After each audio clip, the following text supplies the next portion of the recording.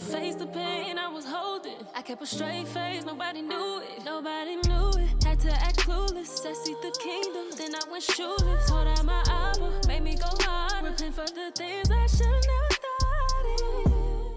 Shalom to all the Jews and Gentiles alike. Sending a strong shalom to the children of light, the star seeds. Namaste to all. All praises to the Most High. All praises to 𝐭𝐻𝐿. All praises to Yahuwah. Hawa. Yahuwah 𝐯𝐤𝐿𝐬. Through the Holy Shekinah. Acknowledgement to our big brother, Yahushua HaMashiach, 𝐻𝐸 Matzah the Lamb, Emmanuel, Yesiah, the Messiah, Yahusha, the Lion from the tribe of Yehuda, the one they call Jesus Christ. So today, we're getting into telethought communication and the third eye. And before y'all start jumping up and down, talking about, whoa, third eye, whoa, hell, whoa, hold on there, bucko. Whoa, relax there. We gonna bring some scripts out, okay? Don't judge just yet, okay? We about to bring out some scripts and the keys, okay? Cause them keys be giving us that clarity, talking about that spiritual science.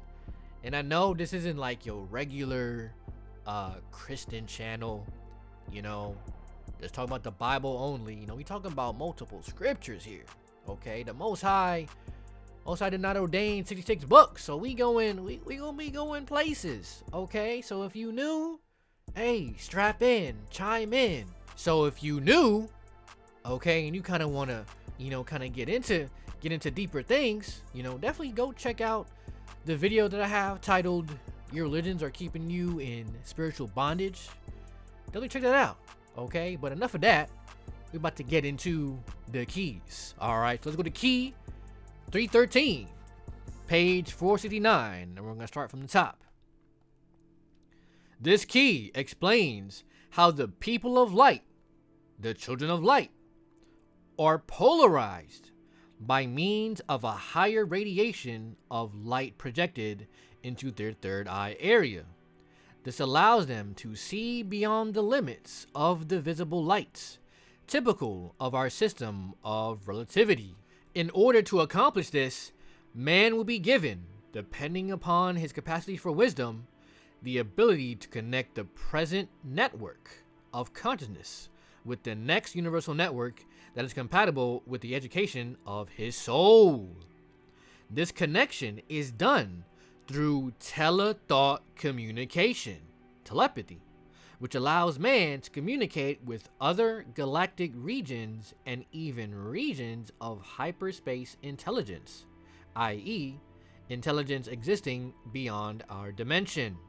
Therefore, telethought communication is the ability to penetrate the different energy fields by means of a superior mental energy via a clear signal focused through the third eye, which is directly connected with gravitational waves. The key tells us that there is an arc of light over the third eye, which controls all of the basic neuron activity of the pineal gland. This arc of light comes in through the third eye because the third eye pineal gland area controls all of the light synthesis connected with the cerebral cortex.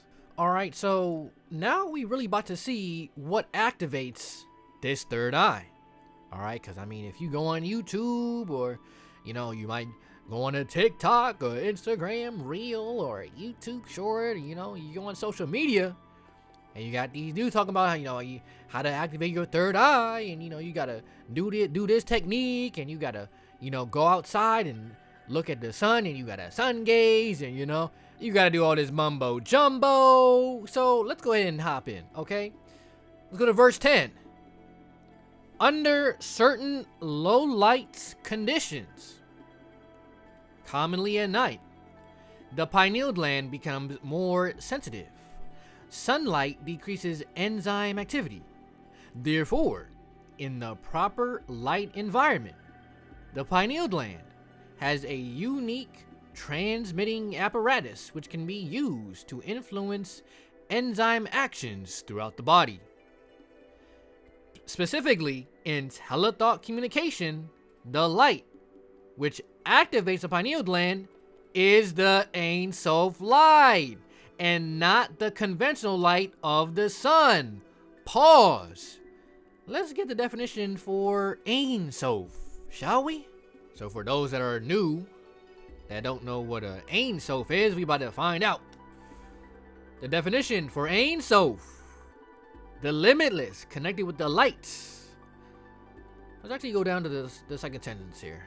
The divine emanations which are sent forth to create the light spectrums and bring the secrets and mysteries of the infinite mind of 𝐭𝐻𝐻 from one heavenly hierarchy into creation. So basically, the Ein Sof light is the light from on high. Back to the keys. Specifically, in telethought communication, the light which activates the pineal gland is the Ein Sof light, and not the conventional light of the sun, which is destructive to the memory mechanisms necessary to work with intelligence beyond our spectrum. Let's go to 16. The key teaches that the third eye is a light receptor, which can be coupled to an energy from without our present known framework. Light is the grid through which and by which all higher forms of energy are transduced, so that man may receive them. This light grid allows the third eye to use gravitational waves as a means of modulating language in such a way that man's consciousness is greatly transformed. Thus, the higher evolution, the higher intelligences, through their thought forms of light, can reprogram man as a biotransducer subsystem, which is basically speaking on your body, through his own activated light network grid of communication by the modulation of gravitational waves.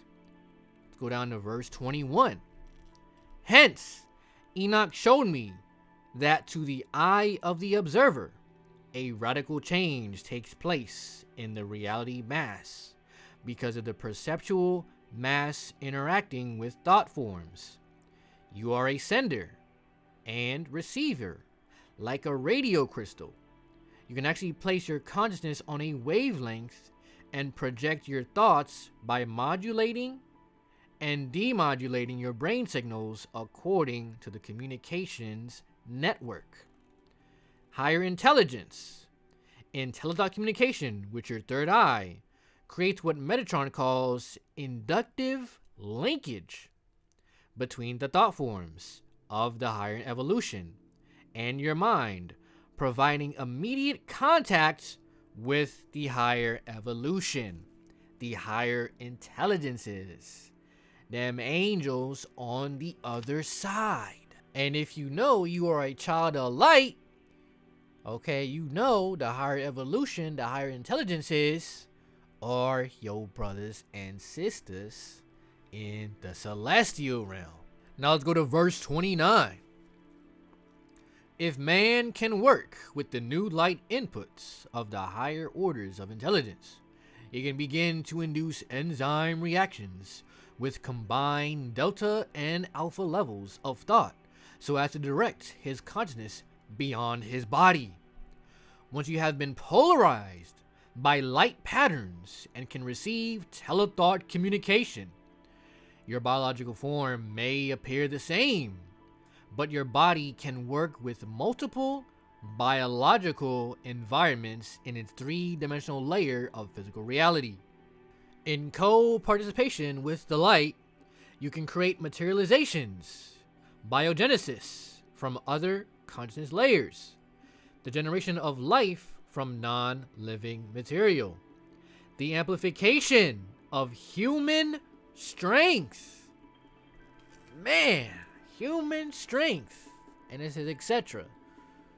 And you start to wonder where these movies, these Marvel movies, the X-Men, right?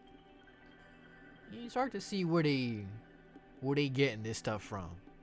So in verse 29, when it's talking on how man directs his conscience beyond his body, that's speaking on astral traveling.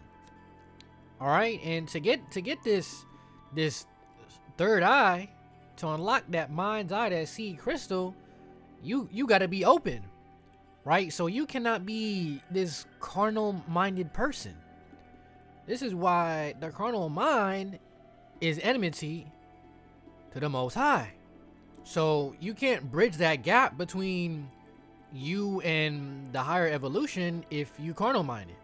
This is why you're always supposed to be learning and not staying stuck. And the religions do exactly that. They keep you stuck. That's why they're over here talking about how, oh, don't read that book. It's not canon. Oh, it's not inspired. Oh, it's satanic. Because they're keeping you away from your true power, your true identity. That is why. And it's not a coinky dink that all these books is coming out at this time.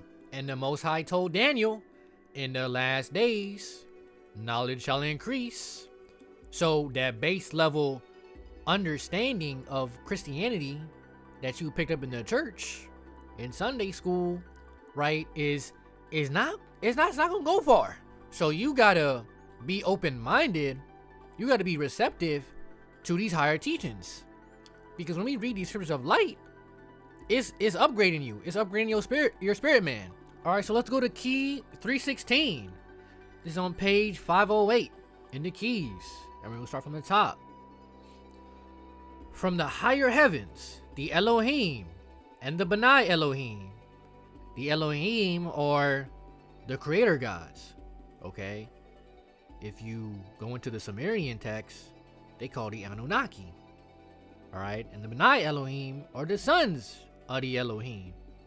So from the higher heavens, the Elohim and the Benai Elohim continually oversee creation through the Father's eye of creation and the eye of Horus.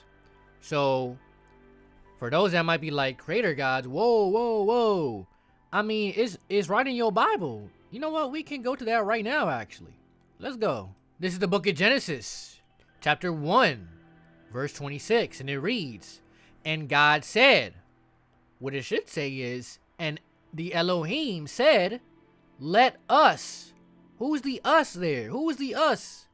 The creator gods, the Elohim. Let us make man in our image after our likeness. All right, so you still don't believe me? All right, well, let's go to another book. Let's go to the Stick of Ephraim, okay, which is known as the Book of Mormon. We're about to go into the Pearl of Great Price, and this is Abraham, chapter 4, verse 25. And you're going to see gods with an S pop up. Verse 25, and the gods organized the earth to bring forth the beast after their kind, and cattle after their kind, and everything that creepeth upon the earth after its kind. And the gods saw they would obey. And the gods took counsel among themselves and said, let us go down. There goes that us again. After our likeness, and we will give them dominion over the fish of the sea, and over the fowl of the air, and over the cattle, and over all the earth, and over every creeping thing that creepeth upon the earth. And here we go again. So the gods went down to organize man in their own image, in the image of the gods, to form they him, male and female to form they them. And the gods said, we will bless them. And the gods said, we will cause them to be fruitful and multiply and replenish the earth and subdue it, and to have dominion over the fish of the sea and over the fowl of the air and over every living thing that moves upon the earth. And the God, do I need to go on? And the God said, behold, we will give them every herb bearing seed that shall come upon the face of all the earth, and every tree which shall have fruit upon it, yea, the fruit of the tree yielding seed, to them we will give it. It shall be for their meats. All right, so let's go back to the keys. But this time, let's actually go ahead and get the definition for Elohim. Okay, let's go ahead and do that. Now that we know that Elohim is plural, not singular. All right, so the definition for Elohim: the plural splendor of the Creator God. All right, plural excellence, the Creator God's divinities of Yehovah, who control the calibrations of light necessary to evolve all the combinations of the image and similitude, the image and likeness, through the eternal eye of the Divine Father. This is why creation begins with Bereshith bara Elohim, Bereshith being Genesis, for it is the Creator gods who have created the world by the will of Yehovah, the Most High. Okay? This plural title of the creative Godhead appears most frequently over 2,500 times in the Old Testament as an affirmation of the majesty and magnitude of the creation, beginning with Genesis. Elohim, Creator gods, is used for the higher creation. Okay? It is only after, what does it say? It is only after Enoch, as a father gave birth in time and walked with the true God, that the Hebrew expression Ha Elohim, however, is introduced in the Bible as applying to the revealed creator divinity behind the veils of creation. Okay, so we getting some more clarity here on who the Elohim is. Okay, just to expound more on it. So let's go back to the keys. Let's hit verse 2. They are the fathers who watch the formation of the brotherhoods of light, who are pre-created in the heavens, right? So remember, we talked about the hierarchy before. There's the brotherhood of light. There's the Benai Elohim, right? The sons, the sons of the Elohim. There's the Benai, or the sons of light, right? You got the Ophanim, right? The Seraphim, the Hashmalim, the Malakim, the Eralim, right? The Elim, the Ishim. Okay, there's a whole government over there, a whole hierarchy over there. Okay, it's the real deal over there. Okay, verse 3. They align their eyes with the eye network patterns of the individual species, for the eye is the opening to the code of creation. In the original creations of spectrum evolutions, the Father's eye was used. These creations proceed out of his direct mental projection, passing through his eye of omniscience. The Father's divine eye is the pattern of creation behind the creation. So let's get the definition for, was it the divine eye?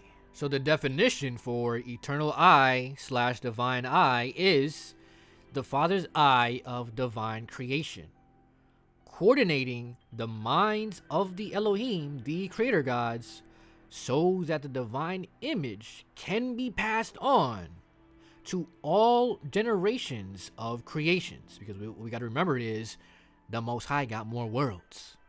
Okay, there are children of light literally in all of these other worlds. All right, this eternal eye allows the Father's living light to make visible his garment, so that it can form the light substances. Back to key 316. Accordingly, after creation is begun, the eye of Horus is used to create specific individual forms for the embodiments of the 𝐴𝐴𝐷𝐷𝐷𝐻. Okay, so the 𝐴𝐴𝐷𝐷𝐷𝐻, for those that don't know, is that light body.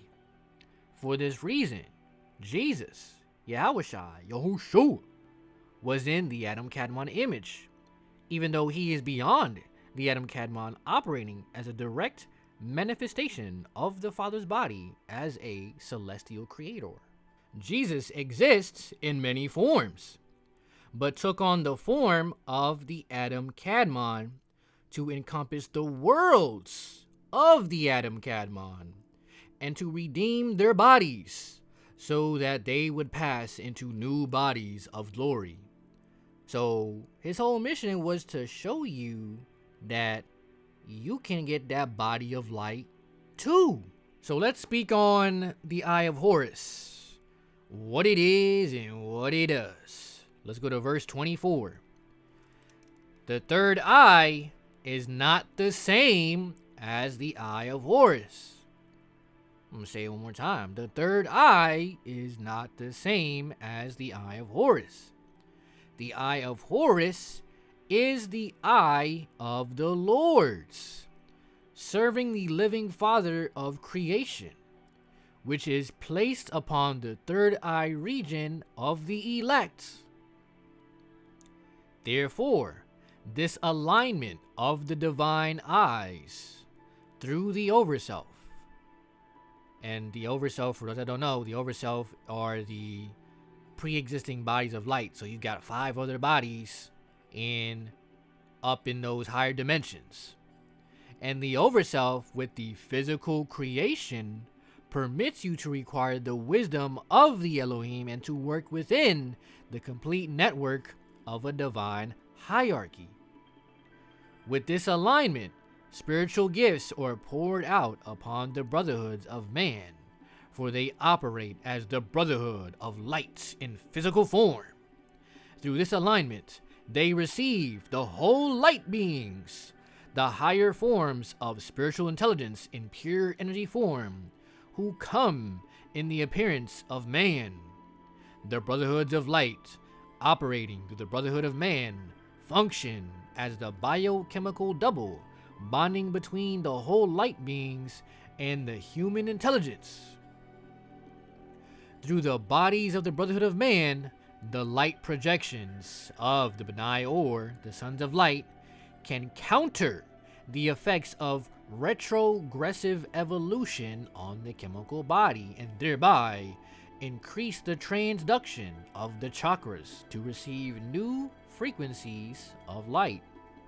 Here, the higher science is given to the brotherhood of man to actually help in the transfiguration of a whole bioengineering process of life. So let's just grab the definition for Eye of Horus real quick. The definition for Eye of Horus is one of the manifestations of the eternal eye through which a template of vibratory patterns is used by the masters and lords of light to generate physical creation. Alright, so the Eye of Horus is the eye of the higher intelligences. So we talked about the third eye, the divine eye, and the Eye of Horus. Alright, so let's go back to verse 18. Since now we have some more overstanding. The Elohim, the creator gods, through the divine eye, create the divine overself following the blueprint of the 𝐴𝐴𝐷𝐷𝐻. The Benai Elohim, the sons of the Elohim, by aligning the divine eye, which is the Father's eye, with the Eye of Horus, the eye of the Lord's, can create the physical embodiments of the overself, body of light, or regenerate physical evolution. Thus, the physical form of the overself is preconditioned through the divine Ka, the divine double. The Ka, or the divine double, ensures that the celestial image always has the potential chemical fabric which is necessary for physical embodiment where the programs of the Elohim and the orders of light require a physical body. The Elohim transfer the divine image into proper seed forms of the Shekinah creation, which are reprogrammed and regenerated by the Eye of Horus, placed upon the face of the elect, who are the brothers. So when you get this Eye of Horus on you, they can reprogram you and regenerate you. All right, that's what it's pretty much speaking on. Okay, so getting that Eye of Horus, all right, is something really grand here. All right, this is why we need to be receptive to these higher teachings. And the thing is, when it comes to these teachings, you cannot be stuck in the Christianity mindset, right? But I mean, if that's your lot, then that is your lot. If you can't go any further, then hey, you can't go any further. But it all comes down to being receptive to the higher intelligences so you can work with them. So that's going to be it for this video.